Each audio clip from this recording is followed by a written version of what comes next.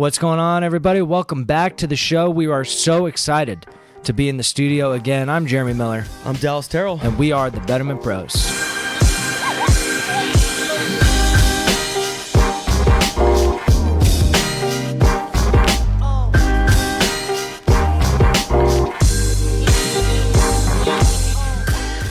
All right, everybody, here we are. We're back in the studio, and we're stoked about it. We are. We definitely apologize for not having an episode last week.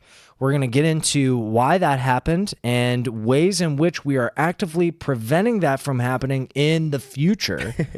But first, Dal, per tradition, let's crack it off with some 2-minute takeaways, bro. 2-minute takeaway per the tradition. Yeah, man. So, Miller, well, I'm going to keep this takeaway to this week. Okay. Granted, there was a whole week of... There was.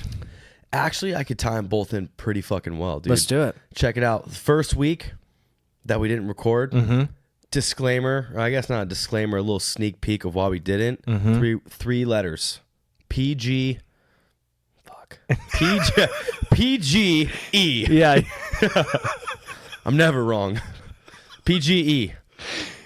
Yep. That's why. PGE. PGE. Yeah. So there was PG and E, and they fucking turned our power off. They did, dude. And we got upset. Yep. No, but anyways, dude, so basically, I remember... Damn, I'm just going into a tangent right now. That's all right, bro. Oh, man. We're a little rusty, man. It's a little been a rusty, minute. dude. Yeah. So my takeaway for this week, and I guess last week, is perspective. Here's why. Awesome. PG&E shut off the power. Yep.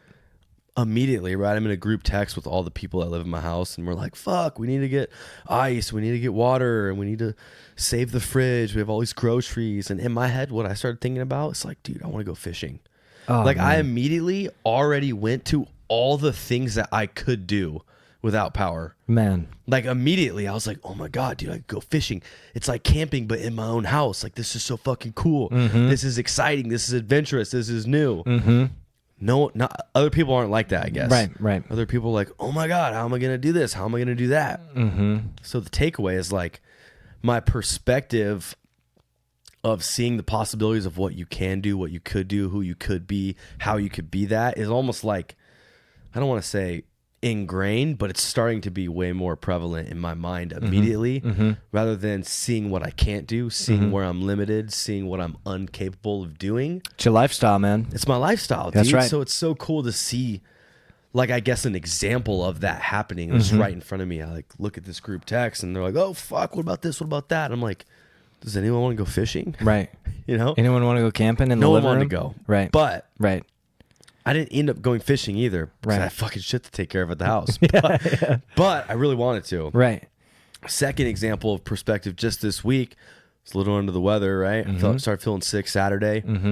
Did the CrossFit Open workout, 20.1, which if you did it, shout out to you. If you're participating, shout out to you too. That's awesome. If you don't know what it is, just Google 20.1 workout. And you will quickly see that it is worth shouting out because this workout, you guys, is literal insanity. Yeah, it's no joke, dude. I've never done it. It's brutal. It was brutal. It was Never done brutal. it. Yeah. And I did it sick as fuck, dude. Yeah. Did really good on it. Not to be like, I guess. What was your time? I didn't finish. Okay, got it. But for me, Yeah. I got very close to finishing. Yeah. And I wanted to get to 8 rounds. And Wow. I was Jesus. 4 burpees away from 9 rounds. Wow, dude. So I felt really good about that. It's like the 75th percentile. Of all the people doing it in the world, correct? Correct. So that's a big deal. Yeah. Yeah. Yeah. It's fucking, yeah. And I did it sick, right? It's like my point, right? I did it sick. Sunday I woke up, dude, couldn't swallow. My throat was jacked up. I was in bed all day. Come Monday, I'm feeling like shit again. Go to work. Ended up I'm usually off on Tuesday. I come in on Tuesday. So I wake up and I'm like, damn, dude, I'm still not feeling the best. Got to go to work. And you and me talked about filming podcasts or recording podcasts right after work. So immediately I woke up and was like, damn, dude, like, I don't think I'm capable of going to work. And then I don't think I'm capable of coming over to your house, recording a podcast, delivering on the podcast. And I was in the shower, dude, having all the shower thoughts of just like straight limiting beliefs. Just like, I won't be able to go to work and do a good job. And I won't then, even if I go to work and do a good job, I'm not going to be able to then go to your house and record a podcast and do a good job. And all these like negative thoughts of all these things I couldn't do. You know what I mean? And it's funny because now here we are. Right. Kicked ass at work. Here we are at the podcast. I'm assuming it's about to be lit. It's going to be lit. It's going to be lit. Yeah, I already dude. know that. Yeah. And we create that, right? So it was just cool to just see like the narrative, see the perspective, you know, the good and the bad, and just know that I can kind of navigate both when I need to. Yeah. So I guess ultimately that was my win, is just still fucking life is life, and I'm going to have to navigate my narrative and my mind and my perspective till the end of time, and I'm ready to keep fighting. That's a sick takeaway, dude. Yeah, and I think for me, I mean, we talk about perspective on the show so much. All the time. And, you know, that's our whole thing, right, is reframing to regain, right? And my takeaway is somewhat similar because, like you know, we're trying to play catch-up on the 2-week thing. Yeah, kind of feeling behind. But the PG&E thing was mine, too. No shit, huh? Part of it, yeah, because, you know, I go on Facebook, right, and see that the power is going to be out, right? We knew ahead of time, and it was just this storm of anger and victimhood, and just, I mean, so much hatred towards PG&E, and you know, what it really had me thinking with was like, it didn't make me feel like, oh my God, like what's wrong with these people? Or like, oh, these people are less than because like, why do they think this or whatever? What really like, what I noticed in myself as far as my reaction is I felt sad. For those people? Yeah, because it's like with politics, right? Like, you know, you choose to allow these things to affect you to whatever level they do. And so, you know, and I had a great conversation with TJ Woodward about politics and why people feel the way they do. I bet that was a spicy conversation. Dude, I asked him like, why? In a good way. Yeah. No, I asked him like, why does this occur? And his answer was phenomenal, dude. Which I'm not going to say on this show because I want people to listen to the other show, which I'll plug in the description. Yeah, which we'll talk about what he said. We'll get into it. But I just remember thinking like, I want to go on to Facebook and like tell all these people like, hey man, like this, like being angry at PG&E, like 10,000 people were yelling at PG&E, millions of people yelling. And did it change anything? No. Nothing. It changed nothing. Right. Yeah. So to me, it was an awesome exercise of radical acceptance. Yep. Right. And I, like you, was stoked. Right. I was like, dude, I want the grid to go dark for weeks, dude. I want a hard reset. I want the internet to disappear, you know, just because, I don't know, like, because why not? What's life without some surprises, you know? And some adventure here and there. I like knowing what my threshold is. I like being pushed. Like, how uncomfortable can you get and still remain this positive? Well said, dude. Well said. So for me, it was a huge exercise in radical acceptance of, and radical acceptance, for those of you who don't know, is basically allowing things to happen of which you have no control and being okay with that, right? So like, you know, if I walk outside and it's raining, there's literally no use. It does not serve me to be upset about the rain because me being upset will not change the rain. So I accept it's raining. I name the emotion. I feel upset about that. But then I move on and I can enjoy the rain. Right? Absolutely. And so to me, it was an awesome exercise in radical acceptance. And I was really proud of my girlfriend and my roommate because they took it way better than I thought. Wow. Congrats. And we were all kind of palling around and like, you know, trying to get the generator going. And that brought you guys together almost. Yeah, and it was like, cool. We weren't on our phones. Right, no phones, no computers, no dude, TVs. It was awesome, man. Just human connection. Yeah, like what a fucking it's so horrible, concept, you know. Dude, yeah. But my second takeaway is that at the time of this release, Star Wars tickets will be on sale in 3 days. And so for those of you who don't know, I'm a big Star Wars guy. Every Star Wars film that comes out, I go online, I get 30 tickets, I get the whole squad together, we go see Star Wars. And getting those tickets is absolute chaos. I've got 10 screens up, private browsers, the whole thing. The servers always crash. I'm yelling, I'm throwing stuff. It's like high octane fun. And then when I procure the tickets and I know we're all going, right, and we all get great seats, it's just like, I don't know, man. It's just super fun getting everybody together, mobbing out like that. And I'm really excited for Star Wars. Yeah, this one. J.J. Abrams is back, so we've got a shot that it's going to be awesome. We're in for a wild ride. That's my takeaway, dude. Dude, sick takeaway. Yeah, and, man. It's kind of funny that we both had a takeaway on perspective due to PG&E. And it's probably a good thing that we're both doing this podcast because we're very similar and have some of the same viewpoints. No, totally. And it really, I've been thinking about that too. Like that we are so similar in our perspectives and I've had people challenge me on it before of like sometimes it's not that easy. Like people have said to me, like sometimes like I'm not naturally positive like you and Dallas. Yeah. And when I listen to your show, it's hard for me to like just say like, oh, I'll just change my perspective. Oh, I'll just think about going fishing. Oh, I'll just like look at it like a fun challenge or push my threshold. Right. And I'm glad you brought it up because I want to make it like really clear to the audience that Dallas and I are naturally very positive people. But we've lived a lot of struggle and dealt with a ton of suffering. And I think, for you, if you have a really hard time reframing and shifting your perspective and the way you see things, just remember that for us, like there's times where the littlest thing will crush my day. Right. Will make me feel like my own limiting thoughts and my doubts and self-beliefs, my narrative. Yeah. Right. There are times where it does get the better of me. I'm not this 100% of the time. I give you guys 100%, because that's what I feel will help you. Mm-hmm. But the big takeaway for you guys, if you're listening to that, like, dude, it's just not that easy. You're right. It's not. It is a constant game. It's a constant push. It's a constant battle of how can I outperform myself? How can I push myself beyond what's comfortable in order to see the other side of perspective? Right? That's because hard to see. It's so hard. If you're in one frame of mind and you always stay within it, it's hard to know what's beyond it. Of course. Right? And so we're not proposing that you wake up tomorrow and you're just reframing every little situation so that everything's happy, because not everything's happy all the time. But what we're trying to convey to you guys is that you innately have the ability to influence how you experience things in the world. And if you start practicing, like Dallas said in his takeaway, it becomes a lifestyle. Absolutely. But guys, this shit took us years to get to. Yeah. And we've got years to go. And we're still talking about how we do it. Exactly. It didn't start out this way. Right.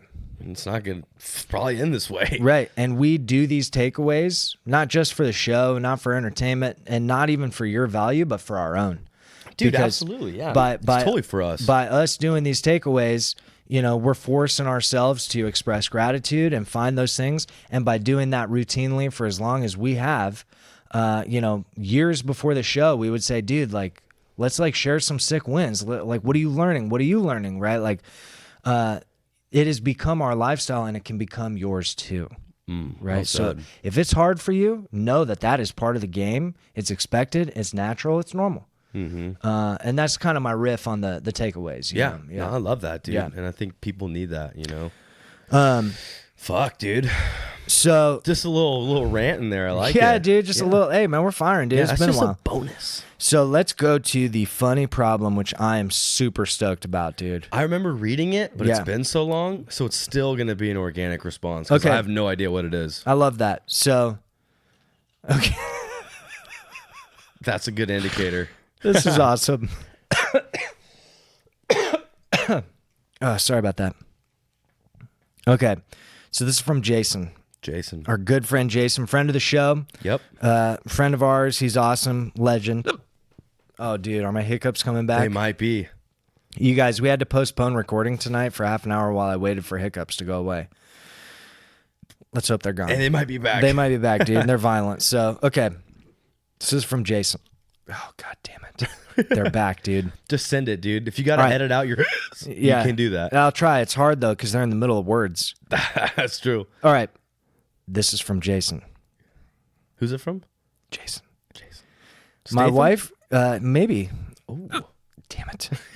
My wife refuses to close the door when she goes to the bathroom. Number 1 and number 2. Damn. This is derived from her phobia of getting locked.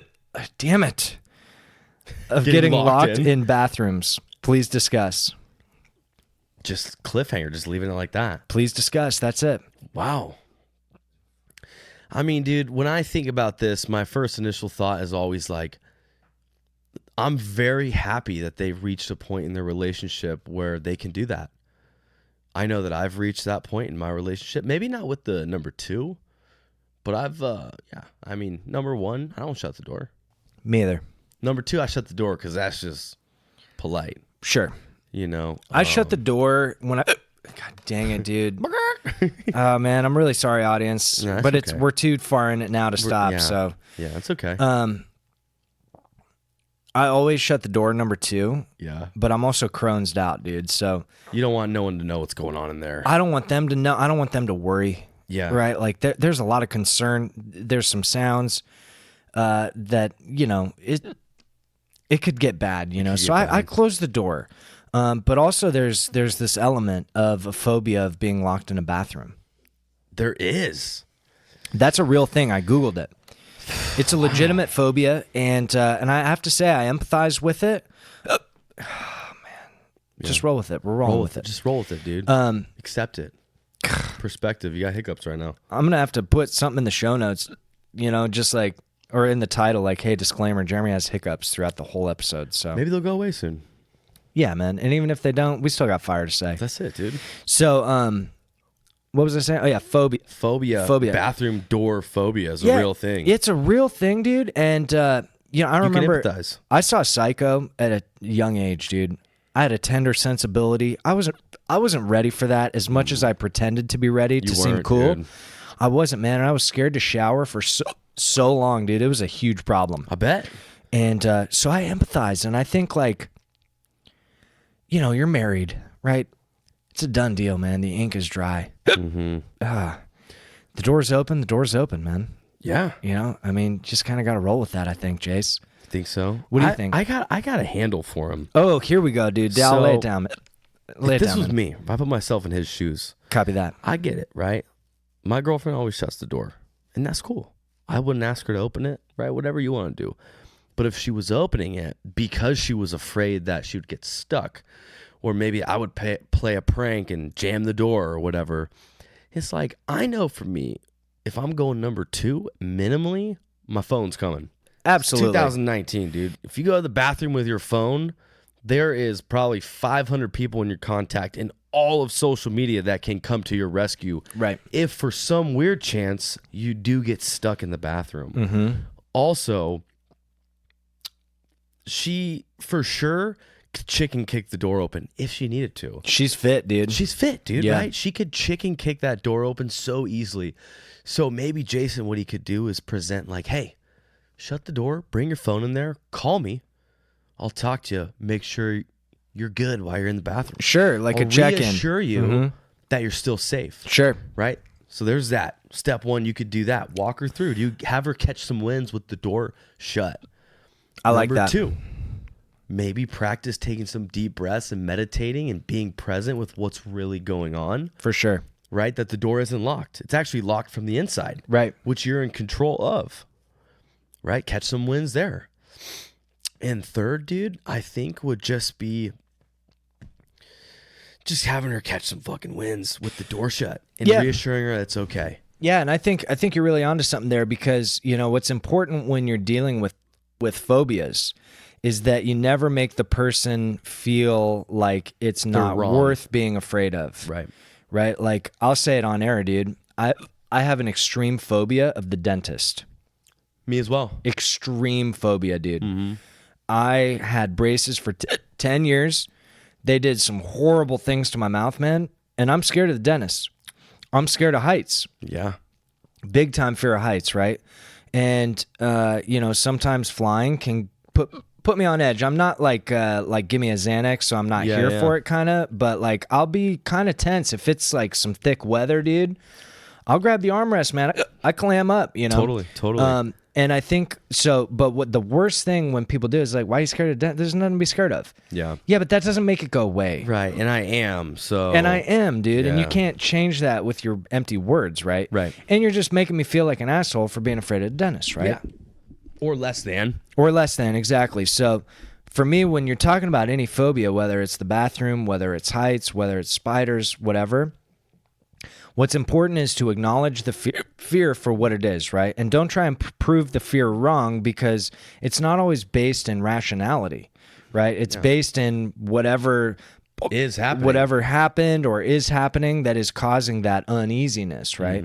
So I think you're really onto something there with easing into it, right? Maybe try it with the door like half closed. Totally. Right? Like maybe also visualizing really helps me, right? Like with fear of flying, you know, what they talk about a lot is, you know, when you start to clam up and your heart rate starts kicking, your stomach drops a little bit, you feel that anxiety creeping in. A lot of times it's really, really helpful to visualize landing. When all those feelings go away and you know you're safe, you're on the tarmac, you're about to be with family, that can put someone at ease, right? So for Jason's wife, I would say, look, man, maybe coach... Oh, man, these You're good, bro. You're doing so good. It's starting to hurt. I bet. But maybe when you're coaching her, right, ease her into it, find her tolerance, right? But also encourage some visualization, right? Like when you go into the bathroom, you know, picture yourself in there with the door closed and everything being totally safe. Picture yourself opening and closing the door at your control, right? You know, picture these things so that when you go in there, and also visualize yourself experiencing those emotions of fear, right? And dealing with them the way you feel is successful, right? So a lot of times when I'm flying, I pretend I'm one of those flyers that doesn't get nervous. Like those people where the turbulence starts, they like pick up their drink and don't really give a shit. Yeah. I pretend to be that guy. Yeah, you create it. And then all of a sudden I'm not as worried. Right. So that's what I'd say on that to piggyback. Yeah, I think you're exactly right, dude. And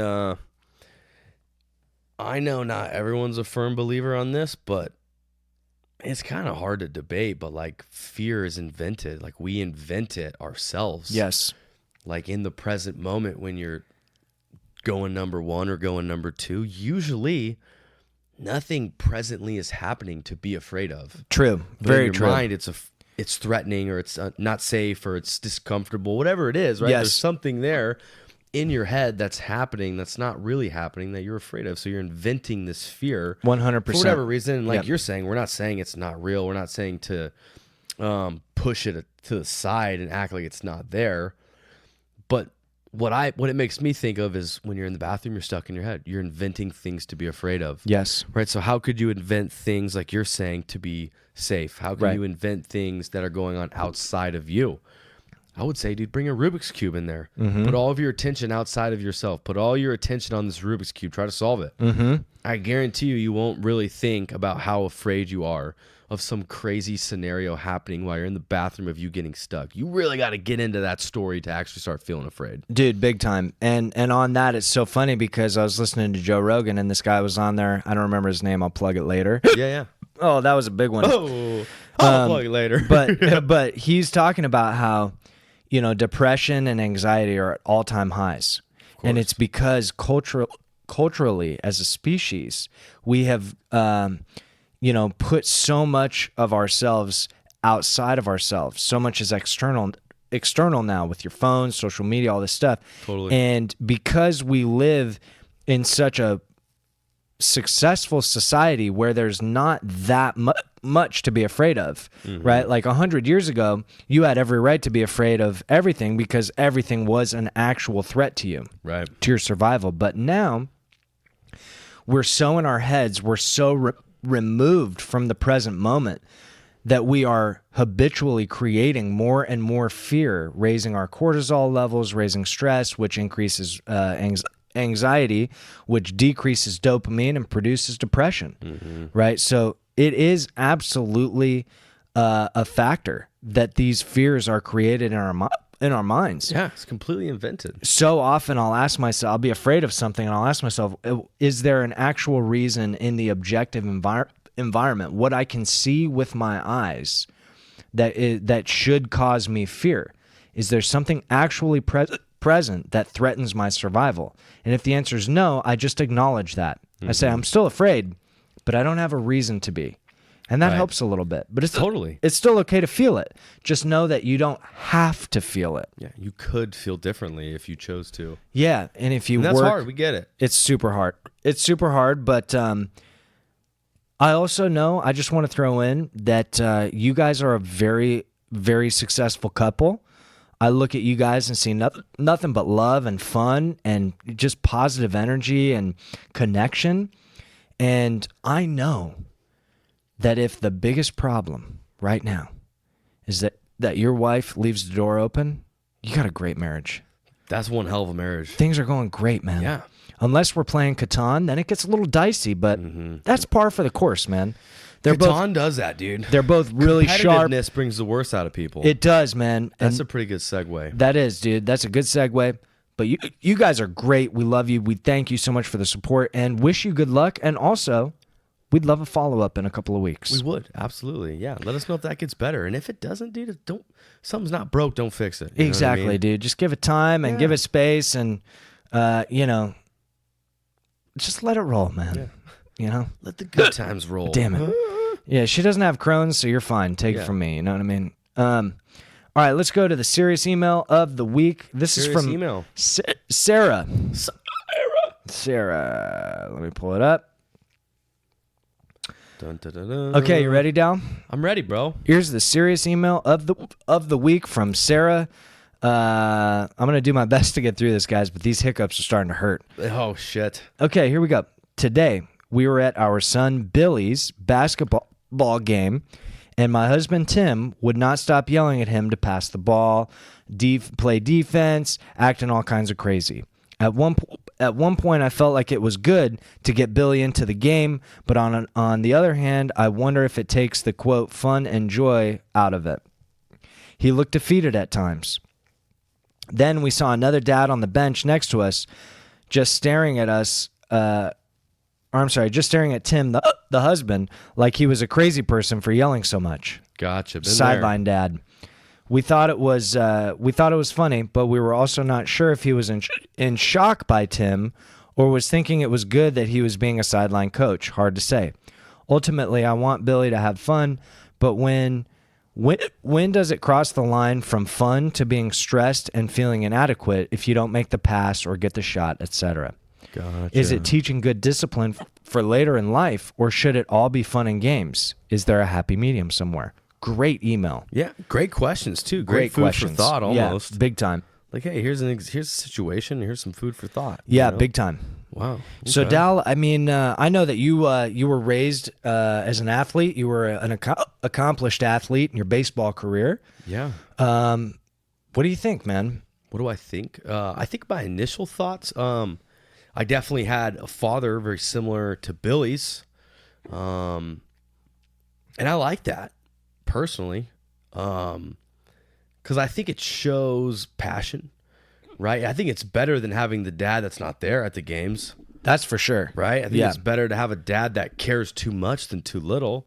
For sure. You know, I think having a dad that cares that much, is passionate, he's there, he gives a shit, and he wants the best for his kid. Right? And I think I could definitely relate to that. Obviously, I do want to make a disclaimer that we're not parents, you know, and true. It's kind of hard to give parenting advice, but as far as, you know, like someone that did grow up in sports, someone that was athletic, someone that was on teams for most of his life, I think that usually is the culture, right? Of like pushing people to do their best, pushing them to try their hardest and to not be, sports is not like a time to be sensitive, you know, like competitiveness and right. There's the people there to have fun and try, and there's the people that are competitive. There's the kids that are like that, you know, they're kind of just there to do it.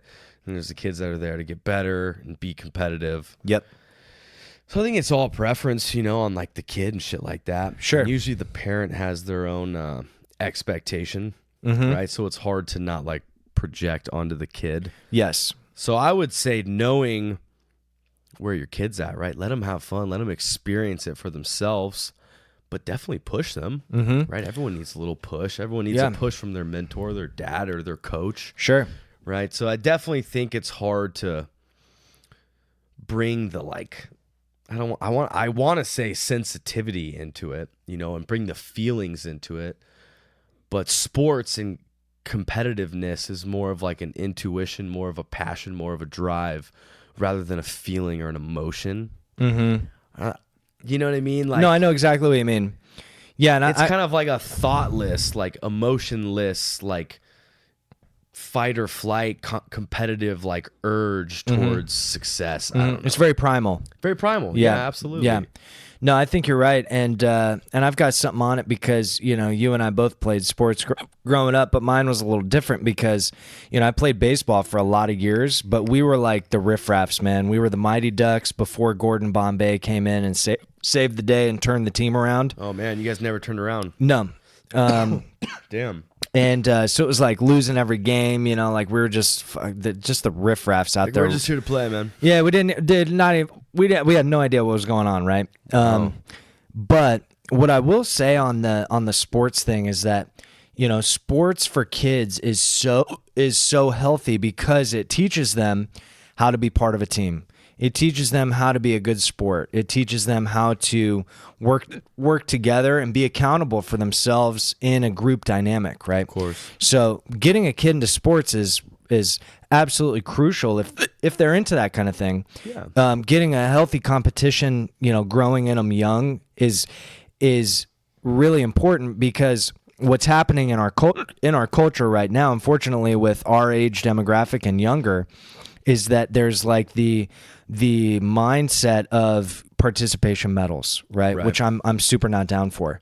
Yeah. And I think, you know, with Tim and you, Sarah, yelling at Billy and pushing him and doing these things, I think it's absolutely great because when you're playing a sport, right, the objective of the game is to win. To win. You want to win the game.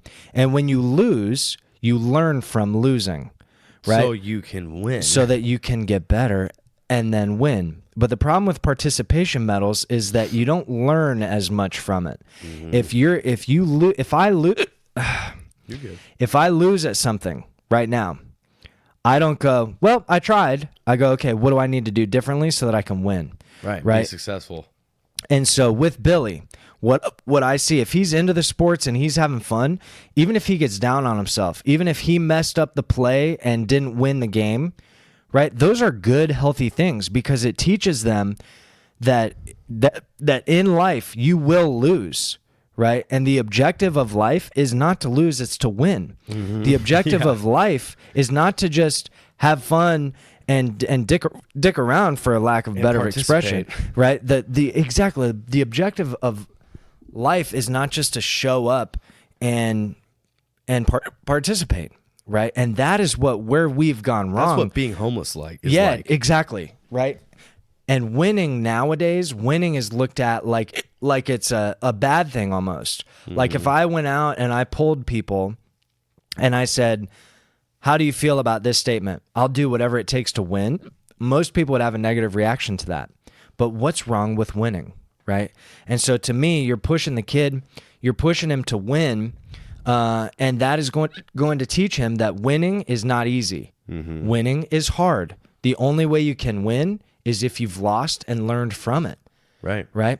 Now, where, you know, she asked, is there a middle ground? I think so, because this is where the sport itself becomes important as a variable because, you know, I tried playing football. I was miserable.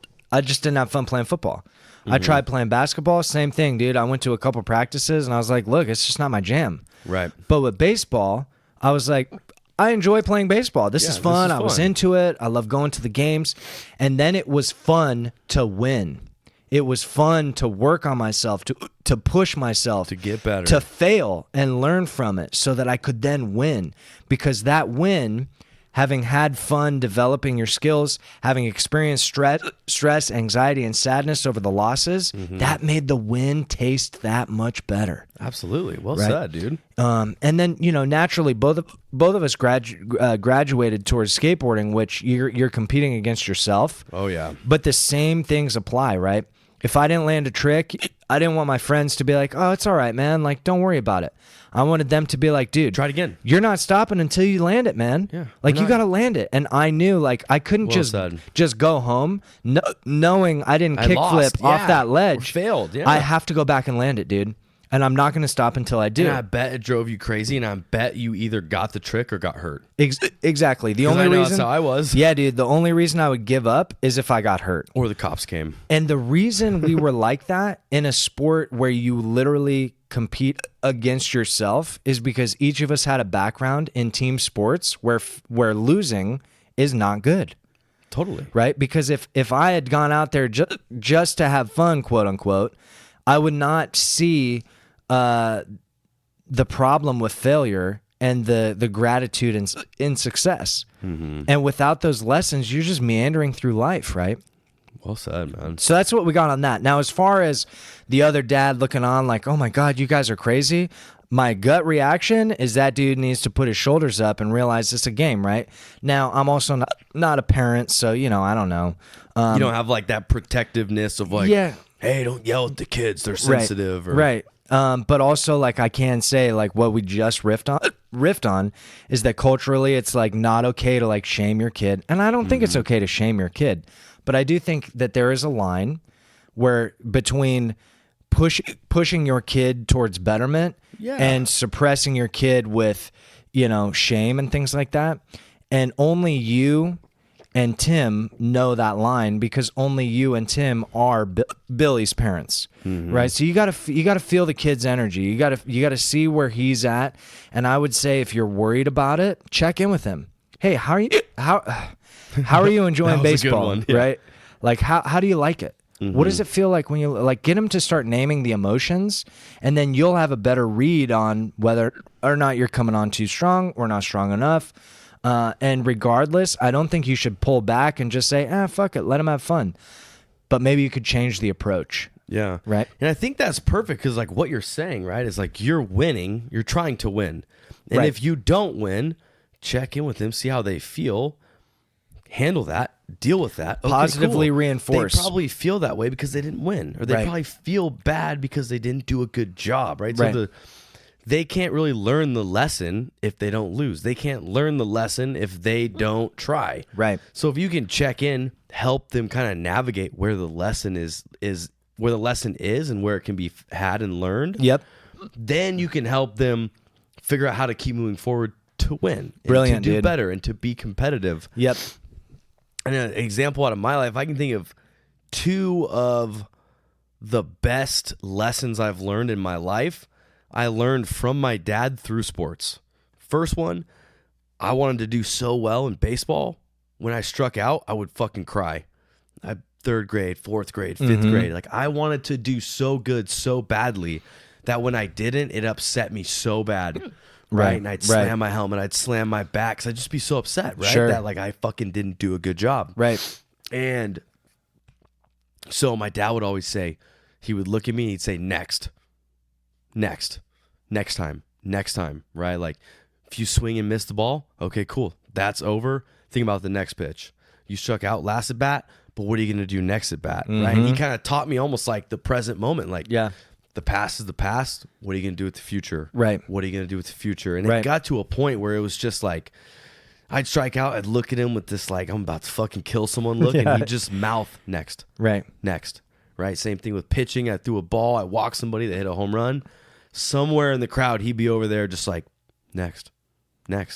What now? Damn, what dude. now? That's fire. Right? So that's the first lesson, right? Of like learning immediately, something bad just happened, let's move forward. Right. Something bad happened, let's move forward. Right. How can I get better now? How can I get better in the future? Right. Just through baseball, right? Yeah. And being upset. Second lesson, same thing.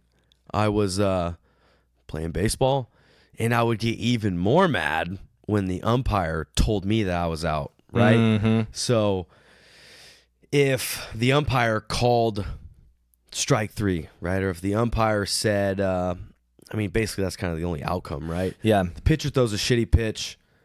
I basically leave the call up to the umpire. Right. And I get so mad because I wouldn't agree with his calls. Right. Right. But my dad was like, why are you letting him dictate if you're out or not? If you're going to be out, at least swing the bat.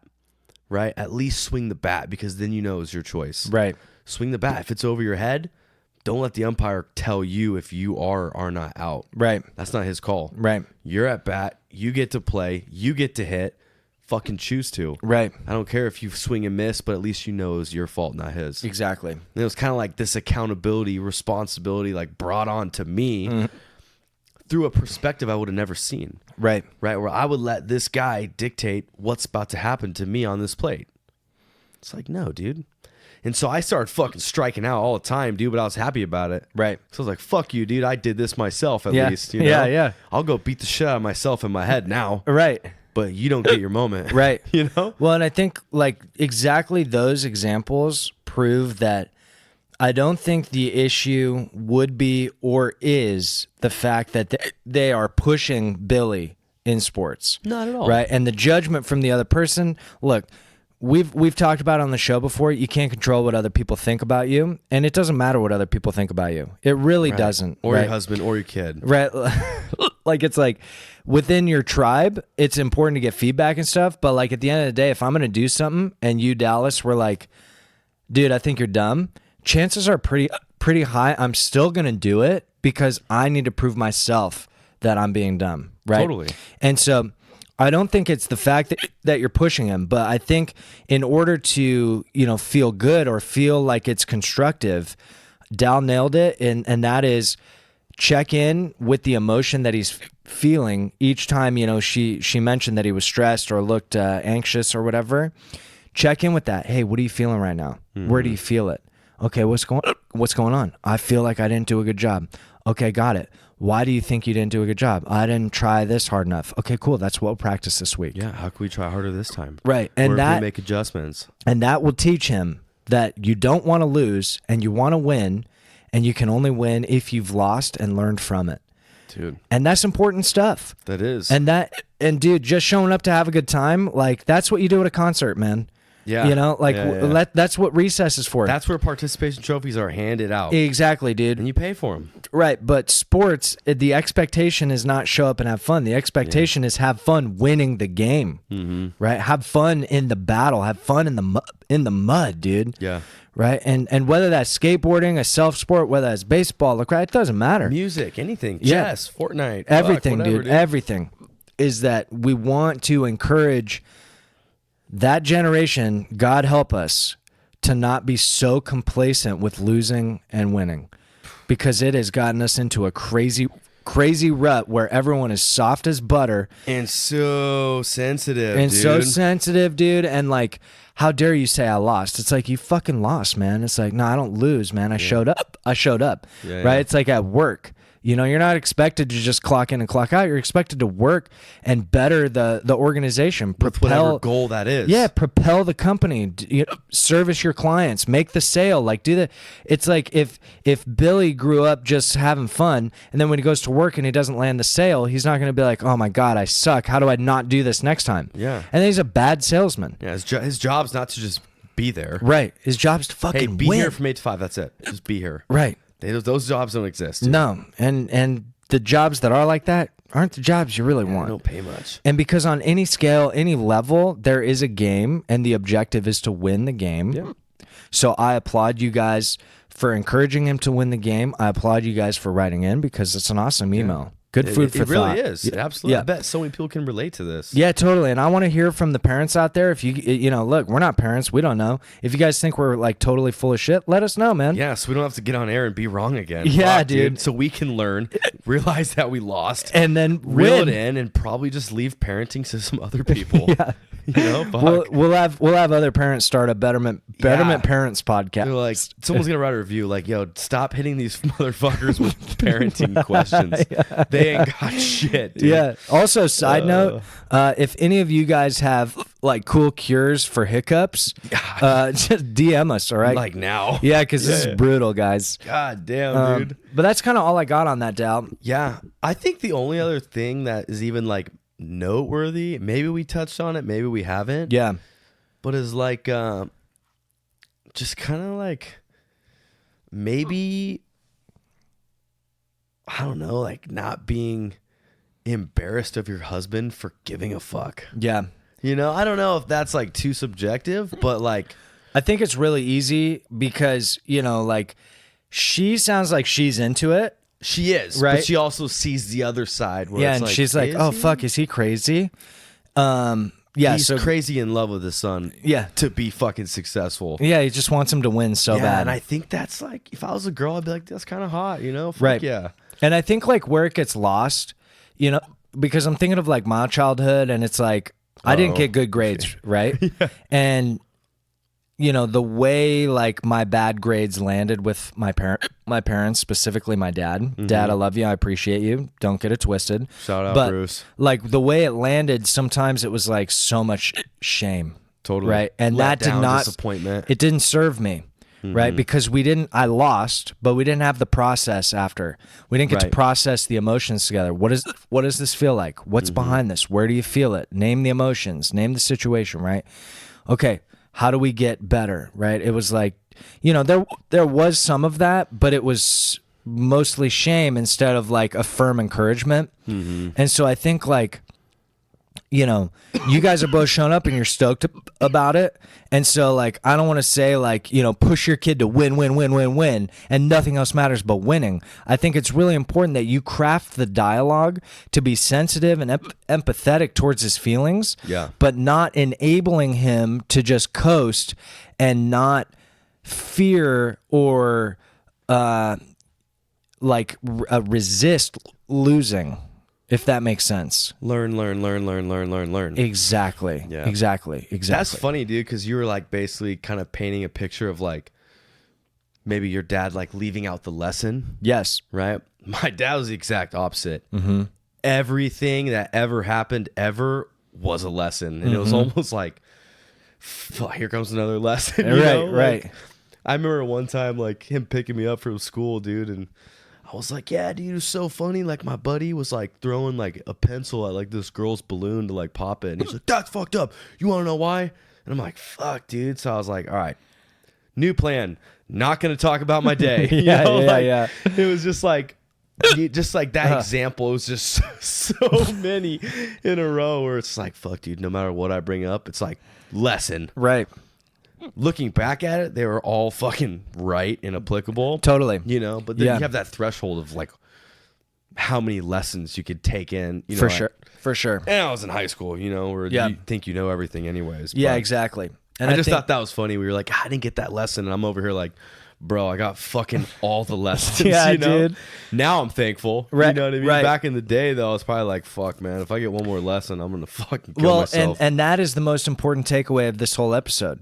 Yeah. Now you're thankful. Of course. You're thankful now, and now is when it counts the most, right? You're a young man, you're coming into your own, you're creating your own life, and Yeah. now these lessons matter. If you hadn't got those, right, they don't matter when you're 22 that much, right? Right. Real life starts like late 20s, early 30s, right? Oh, God. And so, I can't believe they haven't gone away, dude. me either, dude. This is wild. You did a full episode almost with hiccups. And you know what's the worst part is they're going to stop as soon as we're done. Absolutely. You know? But At least they'll stop. ingraining these things in him now is going to pay off when he needs it to the most. Right. Right? So you know him, you know Billy better than anybody on this planet Earth. You know what he responds well to. If you want to be encouraging and firm and it's not landing, change the approach. You know, but otherwise, I think you guys are doing the right thing. And, you know, what other people think, it doesn't matter because it's not their kid, it's yours. Yeah. Right. And if the other kids are like scared of, you know, Daddy Tim, you know, then they'll try harder too because they don't want Daddy Tim yelling at them either. So true. That was a real thing on my baseball team, dude. All the dads were scarier than mine. My dad was just pumped to be there. Yeah. Right. Yeah. But there would be other dads where I'm like, oh my God, dude, if like Chip sees me miss this, he's going to fucking call me a little have bitch. my ass. Yeah, dude, I don't want that, you know? Yeah. So anyways, that's our advice. It's our advice. We hope it helps. We want to hear a follow-up in a couple of weeks. Yeah. And that's about all we got on it. Also, just a couple of plugs. We were scheduled to send out our email blast, and then the power went out, and we were 100% dark. That's why we weren't on Instagram. I didn't have internet. I didn't have power. We had nothing. I had no cell service. It was dark, you guys. But we're back. We're going to be posting again. We apologize for the delay. We put a couple things in place to make sure that, somehow, some way we get content to you guys. Out to you guys, yeah. Even if the power goes out. And that, Dallas, is because we lost, we learned, and now we're going to win. That's it, dude. Boom. God, I love that. All right, you guys, so that's it for us today. We hope you have a wonderful Friday and a great weekend. Send me some tips on hiccups. Yeah, seriously. Yeah, if you guys got tips on hiccups, like, We need to learn and never do this again. Yeah, dude, because right now I'm losing. So. He's fucking losing so hard. Hard, dude. All right, you guys, well, have a great weekend. We'll see you next time. I'm Jeremy Miller. I'm Dallas Terrell. Take it easy. Much love.